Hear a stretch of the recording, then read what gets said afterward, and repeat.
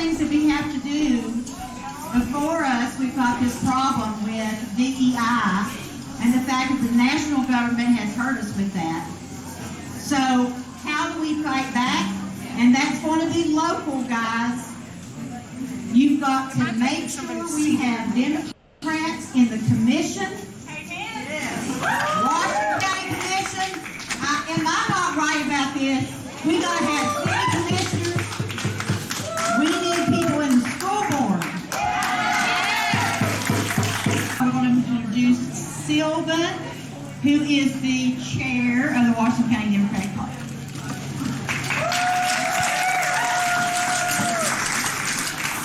Hello, Wokfest! Oh, that was a little weak. Let's try that again. Hello, Wokfest! There we are! Very nice. Dare I say, welcome to the very first international Wokfest. Thank you first. A big thank you to Terrell. I am very delighted right now to introduce our very first speaker this afternoon, Dennis Prater, right over here. So He is a leader with the UCW-CWA union, so that's the United Campus Workers, for which he's the ETSU caucus chair. And as a member of that union myself, I can say that he's working damn hard to get ETSU to be a good place for workers. He's done a lot of work related to the adjunctification of ETSU and finding for all of the folks who are instructing there who need better pay, better benefits, and really better working conditions overall, because ETSU has a long way to go in that area. He's also a leader of the Northeast Tennessee Democratic Socialists of America, and you may have seen him at a large number of festivals. He's always there providing education to the public on political matters, and it's so important to have people like Dennis fighting the good fight around, so we're delighted to have you here, Dennis. Let's give it up. Dennis Prater.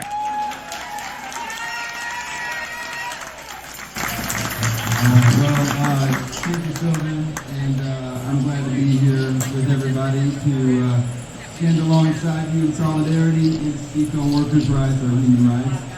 So, I'd like to start out with a question. What do you think is the biggest victory for labor in U.S. history? Someone said New Deal. What was another one? 5-day work week? Okay. 8-hour work day, yeah. So those are all really good ones, you know. And also I have to say that events like the strike wave of 1934 and the Flint sit-down strikes of 1937 will live in glory. But I have to still say that the victory over slavery, which involved hundreds of thousands of enslaved laborers stopping work to undermine the Confederate war machine, it remade the United States, and it opened up vast new possibilities for democratic and economic rights. So that reminds us that the fight of labor has always fundamentally been a fight for basic human decency and for having a say in our own lives. So as we speak, our nation's capital is under military occupation.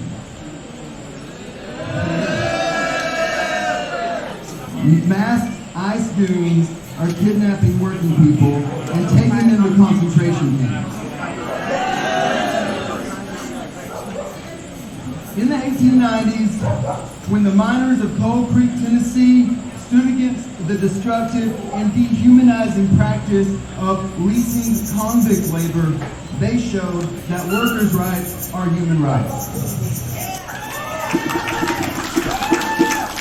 In 1968, when Martin Luther King Jr. marched with public sector sanitation workers in Memphis, that's what this shirt is about, with his Poor People's Campaign to expand civil rights to the economy, he showed, and they showed, that workers' rights are human rights.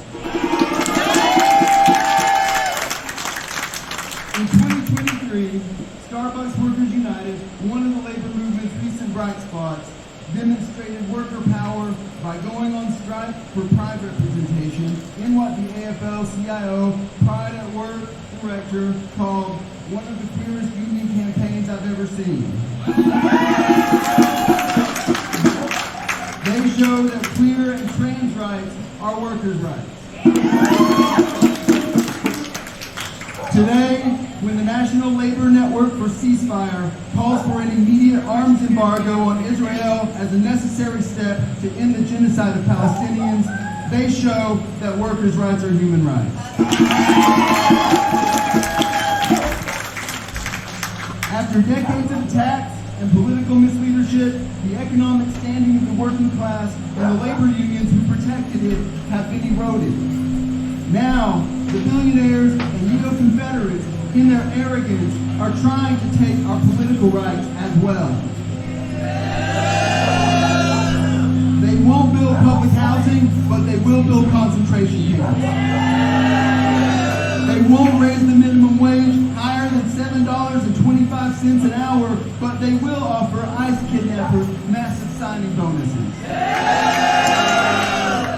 They won't fund high-speed trains or sustainable technology, but they will send endless billions to support the genocide in Gaza.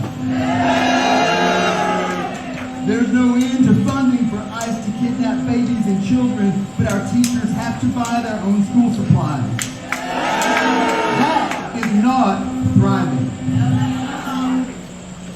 We are living through a multi-causal and multifaceted crisis.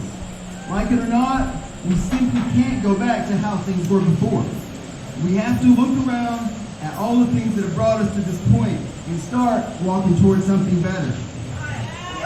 To do that, we need to build the same kind of power that built the labor movement, the power of collective action. With the Trump administration declaring its intention to violate federal worker union contracts, including the contracts of the workers who staff the VA, and with the Fifth Circuit Court siding with Elon Musk and ruling the National Labor Relations Board unconstitutional, we need to remember that there was a time before the law recognized workers' rights. Workers won rights anyway, and we will again.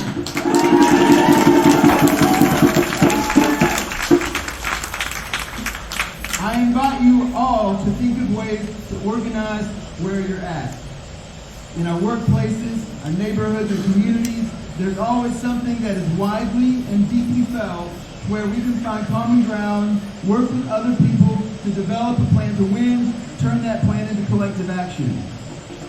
We can defeat the billionaires by finding our power in connection with each other. We can hold steady and keep showing up and regularly doing the work to sustain our movements. Now, I won't tell you it's easy, but we are not alone. There's, for example, an emergency workplace organizing committee. Their website is workerorganizing.org, and they have a hotline to help. There's the Federal Unionist Network at federalunionist.net. You can sign up for their rapid response network. There's Labor for Democracy at laborfordemocracy.org, and of course, many more. And if you work in public sector higher education in Tennessee, talk to me about United Campus Workers. We're here to build a world of well-being for all and of mutual thriving for all. Solidarity.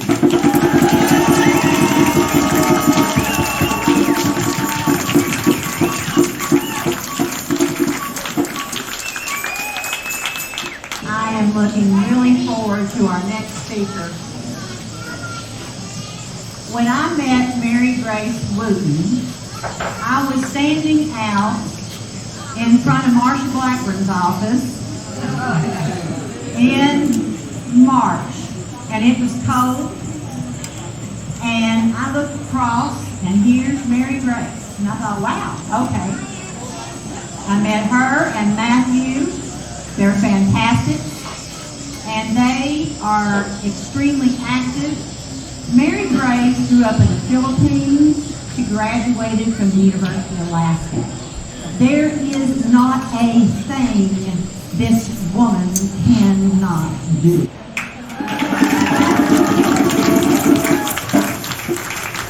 It is my great honor to introduce my very good friend and partner in crime, Mary Grace Wooten.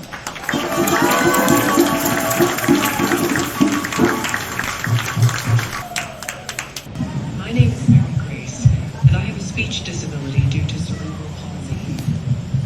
AI voice, so you can understand my message easily. Terrell said that I only have 5 minutes, so maybe I can just inspire you. I do something to resist 2 or 3 days a week. Are you inspired yet? There is a joke in the disability community that we can just say, I get out every day, to TABS, temporarily able-bodied people, and they'll be inspired. Like some of you, I was lucky enough to be able to utilize diversity, equity, and inclusion programs in school. I dropped out of school in the Philippines after 5th grade because I had to have a big surgery, and it would take almost a year of physical therapy to relearn how to walk. By that time, I would be the oldest in class, which was just one more thing that made me weird, and one more thing the other children would make fun of. Besides, my teachers didn't care enough to try to make sure I was learning. I wasn't. And every year they just passed me on to the next grade without me learning hardly anything. I couldn't even read in the 5th grade. When I came to America in 1994 at age 17, my mother made me go back to school. I believe that if there were no DEI programs in the Alaska school system, I would not have been able to go back to school, graduate as the valedictorian of my high school class, and receive a full scholarship to the University of Alaska Anchorage, where I graduated with a major in and eventually moved to North Carolina, then Tennessee, where I started the Simple Elegance Bridal Show in 2016 and served for 5 years as a board member for the local business organization in Jonesboro to help our community thrive. Let's talk about the new Superman movie. How many of you have watched it?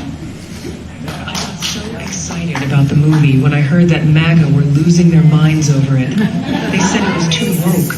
I was like, what do they mean? Then when we watched the movie, I was like, what is new? I mean, Superman has always been a defender of those who are weak no matter what their circumstances or color of their skin. He has always been on the right side of history. Yes, even Dean Kane's Superman character fought the Nazis in one episode. I guess they think it is too woke because the movie made them uncomfortable. They probably identified most closely with the villain characters. They locked up aliens and people who Lex Luthor felt were his enemies. Sound familiar? Maybe they were upset the movie made fun of a character, Vasil Gurkos, who loves gold decor and all the people around him that stroke his ego. Sound familiar? Anyway, what is my point, you might ask? Superman is not real, but unfortunately there are people like the Lex Luthor and Vasil Gurkos characters. There will always be people who believe that they are better than others. They deserve more rights and all of the wealth and power. But we can't let them hold us down. We have to be our own heroes. Do whatever you can to resist this regime. Don't wait for someone to come do something for you. No one is coming to rescue us. Here in the real world, we must be our own heroes. Luckily, we don't have to reinvent the wheel. You can contact your congresspersons, tell them your story, tell them your life is just as valuable as theirs. Attend local protests, host a community gathering, don't buy from companies that support the Trump regime or went along with his anti-DEI, anti-women. Join small groups of like-minded individuals. Build community. Strengthen each other's resolve. To stand up for your beliefs. Run for local office and board positions. You know what you and your community needs better than many of the out-of-touch lifelong politicians and board members currently in positions of power. We can't be Superman and defeat those doing harm single-handedly. We will only be victorious if we all stand together in solidarity. So let me end with one of Superman's famous quotes. I'm here to fight for truth, justice, and the American way.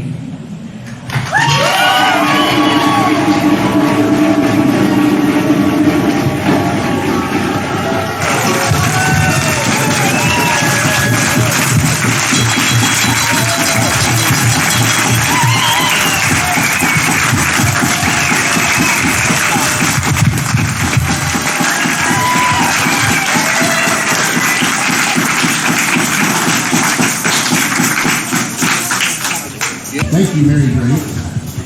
I'm Jenna. Howdy, y'all. Hey, I'm Brad Batt.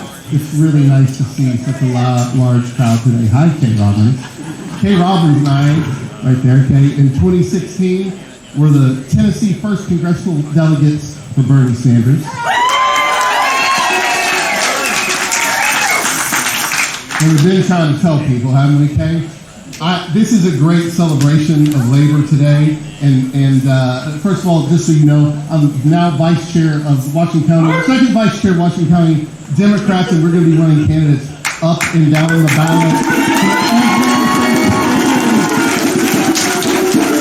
County Commission, okay, Republicans are scared. I'm not joking. And Republican County Party's falling apart. Find me afterwards. I'll tell you all about it.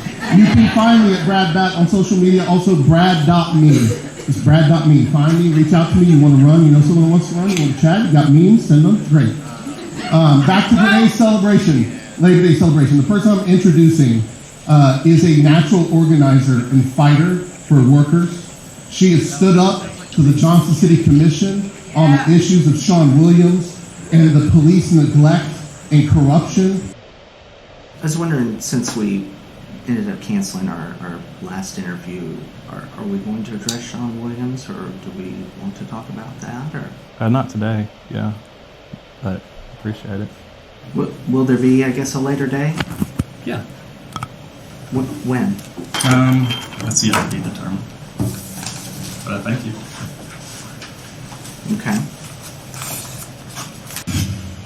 A federal judge has formally approved $4.2 million in a settlement covering all women and girls who reported sexual assaults to the Johnson City Police Department in a 4-year period. That covers around 375 people.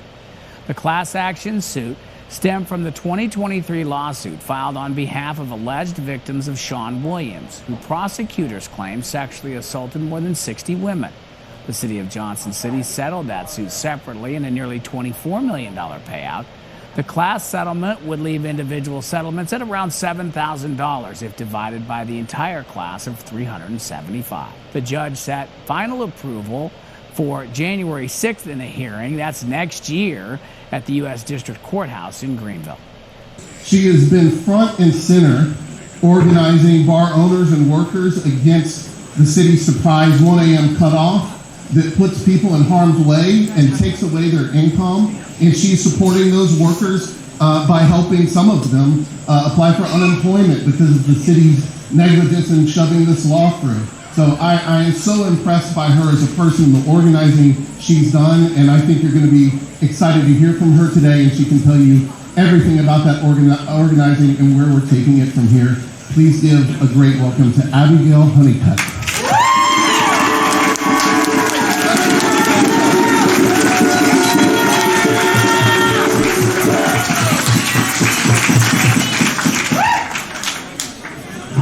Hello, my name is Abigail, and I am consistently mystified at the frequency I'm asked to speak publicly.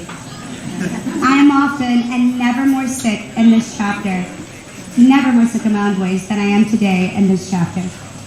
I would very much like to hear more of the stories of my girls rather than my own. I am mostly all grown up now, and I decided long ago that there is not a single system or suit or costume or uniform I had any respect for. I spent the first 18 years of my life in Carter County in school systems, and I think we can all imagine well how my insistence at questioning all of the things all of the time went down in that school system with preachers and teachers and peers. But they taught me systems, and for better or for worse, that too was a gift. They won for a while, telling me to be silent. I spent a good chunk of my teen years not speaking at all to any of them. And I learned later that the word for that is it was my first act of resistance to weaponize silence. And it drove them all completely insane. And they'd look at me and they'd ask me, what was going on? And I would say, but you told me I talked too much. but you told me I should behave. But you told me that wasn't respectful. And with all that extra time I spent not speaking and seething as an adolescent, I planned and I plotted, and I found my way to the hospitality industry.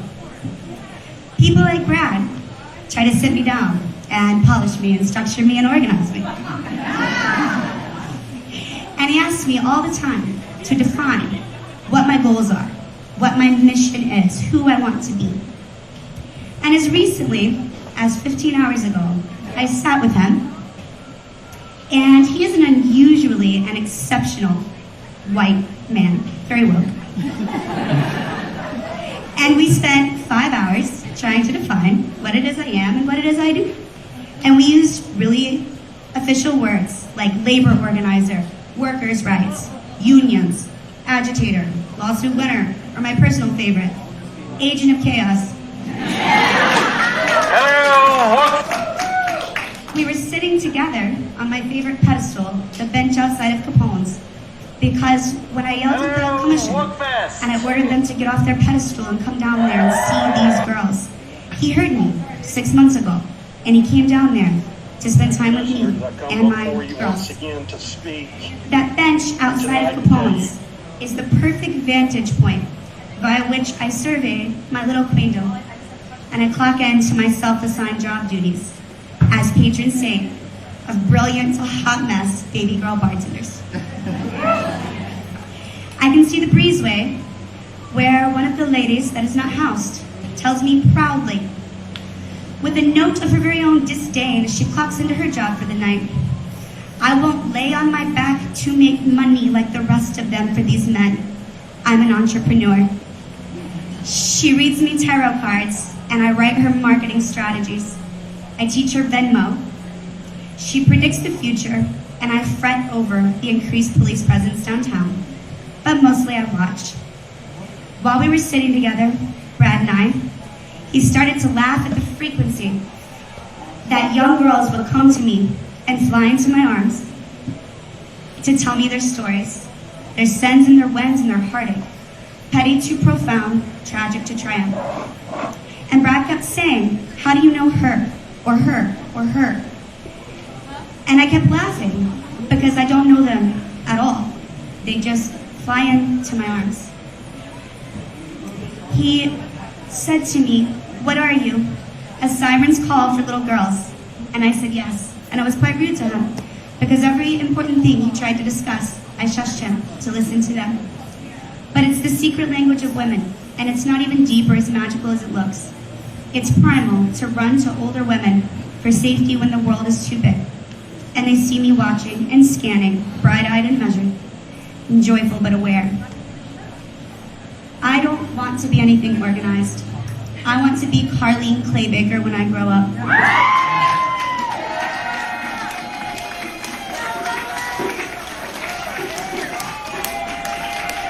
With the Upper Northeast Tennessee Council, affiliated with the AFL-CIO, and I think Dennis talked about this. Dennis talked about it a little bit earlier. I think it's something we need to absolutely pay attention, and the council and Ken in his work have been working hard on that, is the breakdown from the Trump administration coming on the VA. We know the VA is already underfunded. The VA was doing better under Biden, just so you know. Things were getting there. And Trump is breaking everything, and in particular labor union contracts.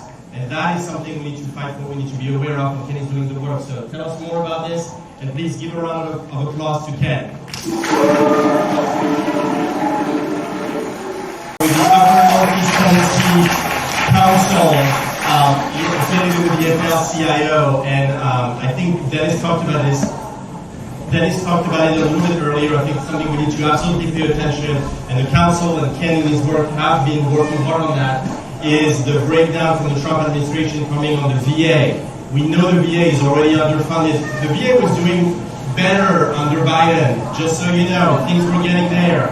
And Trump is breaking everything, and in particular labor union contracts. And that is something we need to fight for, we need to be aware of, and Ken is doing the work. So tell us more about this, and please give a round of applause to Ken.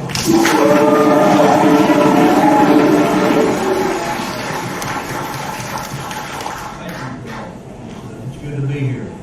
It's a great diversity of people. It's what we all need to be. America's strength is its diversity.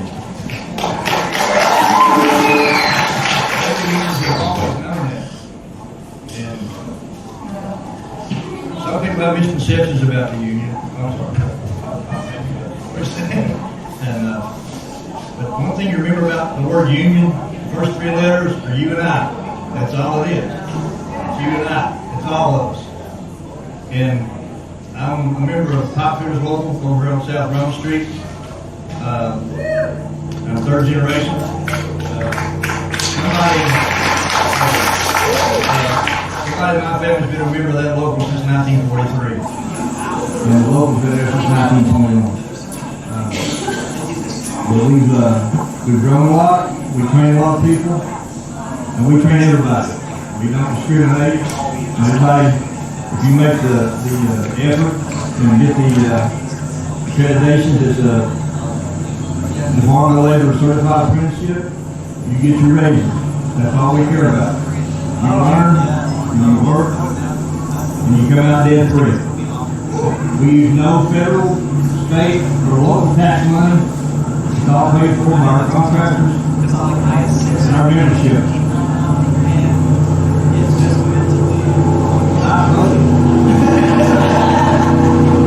What I can say is that Labor Day tradition brought forth by FDR and New Deal Democrats. They formed a Department of Labor, the first woman that was over federal department, Frances Perkins. And she was over the Department of Labor. Her name's still on the building right now in D.C. She was out with the workers, walking with the workers on strike. And that's just how it was. And Roosevelt gave us the National Labor Relations Act, which gave every American worker the federal right to organize and enforce a vote in their workplace. And then he created the National Labor Relations Board to enforce this. The Trump administration has basically declared the federal departments basically right to work. Right to hire, right to fire, 4 calls and no calls, right to work for less. You have to have no reason to dismiss you. He's in favor of national right to work, always has been. And of course, one of the first things that Hitler did when he came to power was bust the unions. And he took possession of their property, took possession of their monies, which is all their pensions, annuities, things like that. The Nazis took it over. If you watch Trump, to me, if you ever read Mein Kampf, he slides his playbook. That's what he's going to do.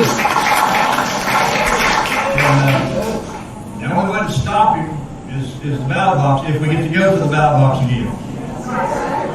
And it's like something I never thought I'd see. But it's here. And it's for real. And it's coming. It ain't going to stop till we stop it. And I just don't, I don't know what to say about some of this stuff. I've never seen it. The only way to stop him is at the ballot box. And he's already figured out ways to rig that. Gerrymandering and all that good stuff. I won Texas. I got the highest vote in the history of Texas, as you probably know. And we are entitled to 5 more seats. But the congressional map is not tied to presidential races. It's historically tied to the once-a-decade census. But what the previous speakers have said, we need Democrats in local offices. Yes. County commission, city commission, school board. Yeah, we need money too. I worked in elections in Sullivan County. I live in Sullivan County. And people came up to us asking, where's the list for the Democrats? And we had no list to show. That was just terrible. They would, looking for something different. I'm also on the county equalization board, which, Washington County did this a couple of years ago when they reassessed your property. A right? And y'all got a huge property tax increase. Okay, we did the same thing. We're the board that the people, the homeowners come into, and we try to get their assessment back down, okay, to help them out. But what I know for a fact is those county commissioners were threatened day in and day out. They're all Republicans, every one of them, day in and day out to be voted out. So they're not real stable right now. And all it takes is a few good candidates, put somebody in there for the people instead of business. Thank you. 80% of county commissioners in Sullivan County own a business. They're not going to legislate for us. Sullivan County has a debt problem. Even though we got $30 million from the American Rescue Plan from Biden, they ran through that because they had to build the jail, they had to build the high school, but they've given away the store in tax tips. Pinnacle of Bristol has a tax tip to 2040. That hotel in Bristol that collapsed, they had a tax tip on it. That new car dealership, one in Kingsport City Council gave them $500,000 tax tip. So the county council gave them $500,000 tax tip to Mitch Walters, who has 6 new car dealerships in 3 states. He's a millionaire. And Rich stood here and put those people out of where they're living, and now they're building his new car dealership. Those tax tips were designed for small businesses, mom and pops starting out, to get them loose for a couple of years, right? So now Sullivan County not only has debt, they have loss of revenue. And it's not going to change because they all own business. So we'll put different people in there. And the thing about it, when they came in there for the assessment of the property, I'll tell you this. Some people's assessment went up 100%, some up 150%, some of them went up 300%. One person I know of, her assessment went up 15%. Harshbark.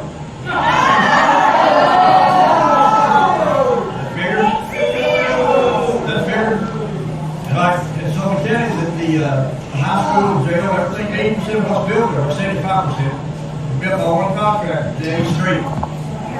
J.A. Street's brother is the Sullivan County attorney at every meeting. It's all like this.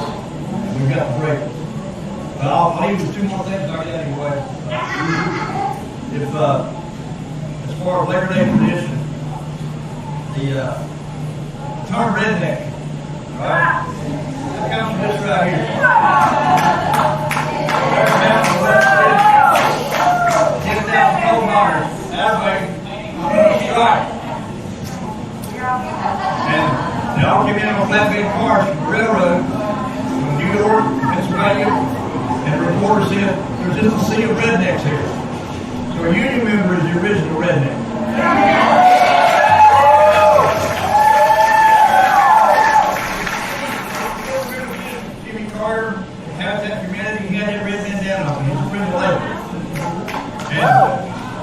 One more thing and I'll leave you.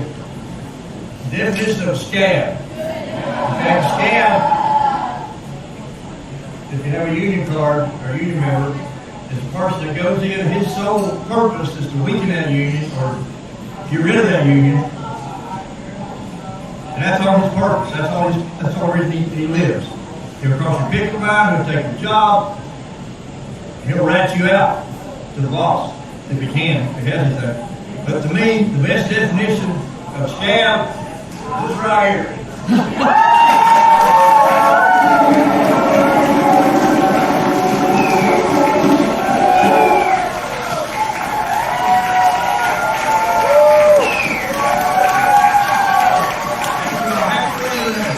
I'm Tina Brown.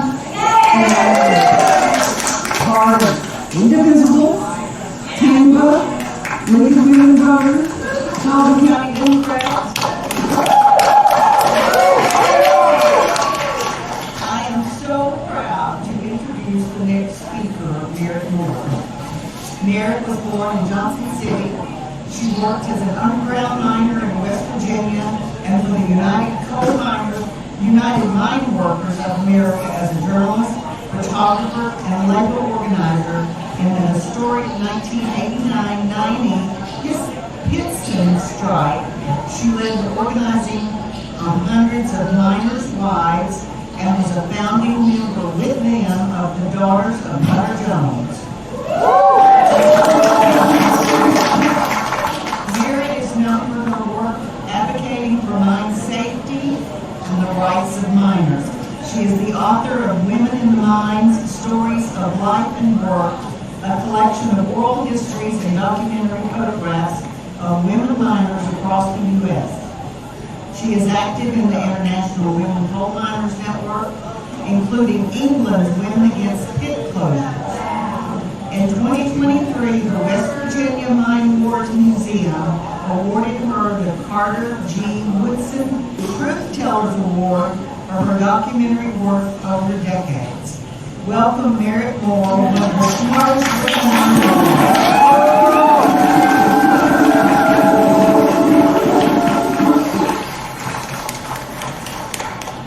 Hey Sharon, one of my favorite activist buddies.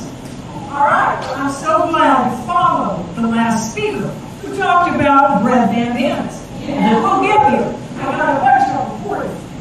So what I'm talking about today is labor history. I just want to say that I'm bringing greetings from women coal miners across the United States and from the Women Against Pit Closures in England. 40 years after we got started, we're still tight with each other and we're still in the fight. My personal local fight, this is an aside, is about the takeover of our local media by what I feel is a private equity concern, which is false. The Jonesboro paper. I was working, the reason I've been in rallies, I've been working every week on long history pieces. All of a sudden, it's gone. Not only that, the editor, it's a labor issue. The guy who, kind of a hatchet man, he basically said, oh, hi, how you doing? We're taking paper over and today's your last day of work. Did that with all of them. So all I'm saying is JC Press does not have my support. They thinned out all of our news media. I grew up around here. Anyway, that's the subject. All right. Today we're going to call upon the spirit of Mother Jones. You know?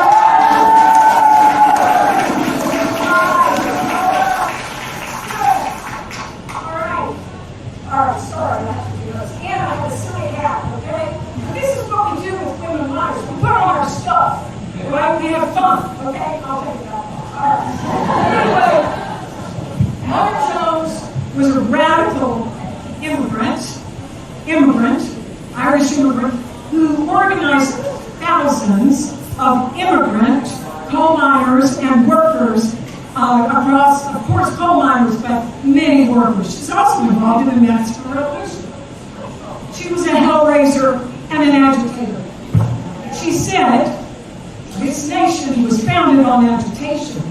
Chattel slavery was abolished by it. God grant that agitation keeps up until the last chains are broken. And she said, a man in prison, I asked him why he happened to be there. And he said, I stole a pair of shoes. And she said, if you'd stolen a railroad, you'd be a U.S. Senator. In her 70s and 80s, Mother Jones walked through creeks, over mountains to meet secretly with workers, many of them coal miners. They laid down their tools on a word from her. That is why she was jailed repeatedly. She was court-martialed, and as you may know, she was called by a judge the most dangerous woman in America. But when she was in jail one time, well, actually more than once, she'd sneak out letters, okay? And they went viral in our language. And this is one of them. She said, let the nations of the world know that the great United States is now holding Mother Jones incommunicado in an underground cell surrounded by sewer rats, tin-horn soldiers, and other vermin. She fought private armies. Sound familiar? Yes. In her time, it was Baldwin Phelps. When I was involved in strikes, the Pittston later, but also the 18 Massey strike in the mid-'80s, in Mingo County, where I worked in the mine, Mingo County, West Virginia, we saw the militarization of that community. They did it because they knew nobody was going to see it. We saw Army tanks being brought in to rural post offices that were bristling with surveillance, surveillance material. And nobody could go to the post offices because there they were. We knew it was the way of the future. And we know that military occupation is nothing new in the labor movement. In the old days, nothing new in the new days. And now we've got it coming from the White House. Mother Jones knew the power of women. You know, she lived from, really she did her work like 1890 through 1930. She started in her 60s. It's a good model for aging, okay? She worked until she was, died at 93. But she said she was 100 so she could have a birthday party. She always said she was older than she was. When she was 70, she said she was 80. When she was 80, she said she was 90. When she was 90, she said she was 100. And had a great birthday party. All right. So, she organized, what she said about women is she said, no nation has ever grown beyond its women. She organized miners' wives as well as women workers, okay? And miners' wives, she organized them into mop and broom brigades. He was talking about scabs or strikebreakers. Well, they were pouring in the mines. Workers had no rights at this point. That's why she was, and others were trying to organize the labor movement, organize unions, the United Mine Workers, and others, okay? And so these mop and broom brigades, they like up to 1,000 women would be bam, and bang, and they go to mine portals where strikebreakers were going in, and the women scared them to death. And it worked, okay? So in the Pittston strike, we did this too. We didn't mop and, brigades, but we did organize a lot of activist miners' wives. And the Pittston strike was based on mass civil disobedience. In many states now, it's a felony, okay? Back then, we could do it. Of course, the union got $40 million fines, but it started with the women's occupation. And when we all got together, the women, we were going to take over, occupy the headquarters in Lebanon, Virginia of the Pittston Company. In that building, also, unknown to us, in the back, were the offices of, get this word, Vance Security. They were the gun thugs for Pittston, all right? And so we go in there, but the women, the wives said, they were 42, we knocked it off, 1 to 42. No names because of retaliation. So we numbered off, right? We all remember our numbers forever. Our spokesman was a miner's wife named Ellen Saul. She was daughter of Mother Jones, number 14. CNN came in that afternoon. CNN walks in, they have a photographer, a cameraman, and a reporter, and it goes up, who's your spokesman? And we're like, she is, and said, what is your name? And she said, I am the daughter of Mother Jones, number 14. And he turned off his mic, he made the guy quit filming, and he said, who is Mother Jones? So we had a history bite that we mentioned. We were very happy about that. So the red bandana, my understanding of how, from the mine workers, how it started was, Mother Jones knew about this because in 1921 there was the Battle of Blair Mountain. Have you heard about it? Yes. All right, Battle of Blair Mountain. Miners wore this as they marched south from Charleston to liberate their brothers in Mingo County from a deal with their private armies. And so it was and is a symbol of unity. it is resistance, but it's also solidarity. Because you have to have solidarity. You have to have broad solidarity. You know, maybe people you might not imagine you have common ground with. You can find common ground. You can. And so tying it on, and I've got 100 of these that will be given out if you want, but tying them on, we tie ourselves together, okay? We tie ourselves together in the struggle, in the determination, and I just want to end with her most famous words, which you may know, and if you do, just join me. Pray for the dead, fight like hell for the living. Pray for the dead, Fight like hell for the living. Pray for the dead. Fight like hell for the living. Pray for the dead.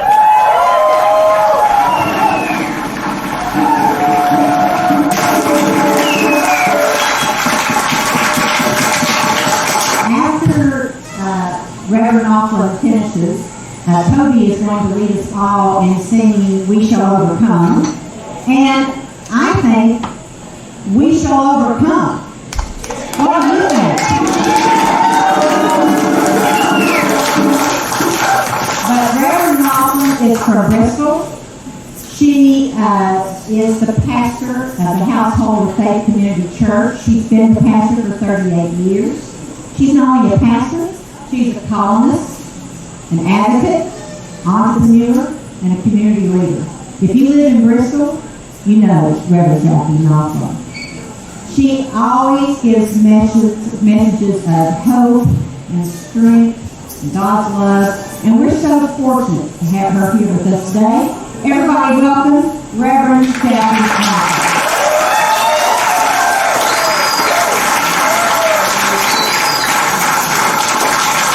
Hello, everybody.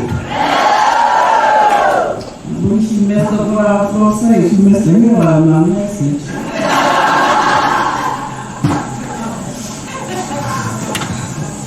I only have a short time. I usually don't use up all of that time, but I did want to make a correction now. As a substitute teacher, I know that my corrections don't count today. Okay, I'm just here on a substitute position. But I saw a sign, and I see signs all the time that says no key.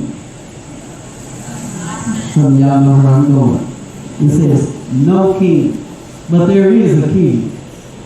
We do have a key. And this is not churchy, and I will be churchy only, but I don't want my king to think we're talking about him.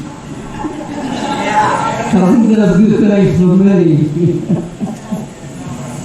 When I was coming up, I was 68 years old, and when I was coming up in school, I had no idea back in '63 that there was a separation of people. I had no idea that we were even being treated different. I took that as though this was life, this is what life was going to be like. Fast forward, they integrated schools, and one of my teachers said while I was doing a math problem, I blame that on my reasons I can't add anything but 5 plus 5. I believe she said, move away from the board, you've been drinking muddy water. When I got to college, one of my professors helped me through that and took me all the way back to the 5th grade. Fast forward, when I got to the high school, I started to join groups that I wasn't allowed to be in, but I sort of pushed my way. One of them was Voice of Democracy. I was my first Voice of Democracy speech in the 9th grade, and I won, but they only gave me 4th place because I was not of color of the 1st, 2nd, and 3rd place. Moving forward, I moved on ready for moving into college, and I have yet today to have my guidance counselor to accept my request to talk about which college I was going to go to. It wasn't allowed. I'm raising now an 8-year-old. She's my great niece, and just this week, she was told she will get an F if she did not write Donald Trump as the answer to the question. Prior to that, I told her Whatever they try to do to keep you from getting a green light, that's just, they mark a little green on how they acted each day, how their conduct was. I said, whatever they ask you to do that's within reason, like they wouldn't let her go to the bathroom when she said she had to go, our rule is if you gotta go, go. And we'll take the consequences. But they had a test on Donald Trump. 4 of the kids did not write his name. They got an F for the test. My 8-year-old wrote his name and brought home a green light. We talked for 2 hours about that green light and how it was important. Whatever they try to do to our children in school, whatever they did to me, it doesn't work with all of our kids if we stick together and bring our kids into the newness of a change is going to come. A change is going to come. From our school board level to our city council's level, a change is going to come. I'm known as the cleanup woman. Whenever you need something done, come on here. You call on some of us women to come together and we can get the job done. We will get the job done. But we need all of us to come together and to stick together in whatever that we do. It's good to have these settings here, but we ought to come together at the voting rights and do what we're supposed to do by telling everybody this is the right way to do things.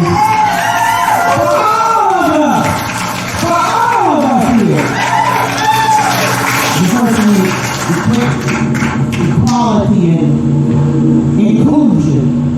Lastly, I have to say to you, a big corporation will not call their name because the Google got an animal there.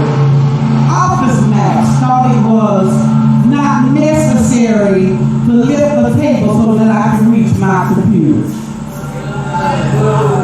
It took 2 years, but we got the victory over Office Max. Of course, they closed now, but we still got the victory. This is what democracy looks like. This is what democracy looks like. This is what democracy looks like. This is what democracy looks like. This is what democracy looks like. Amen, church.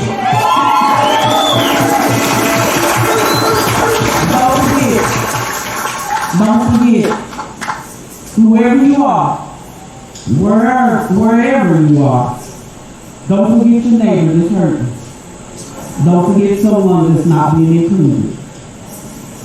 Be a friend, be a sister, be a brother. I love y'all.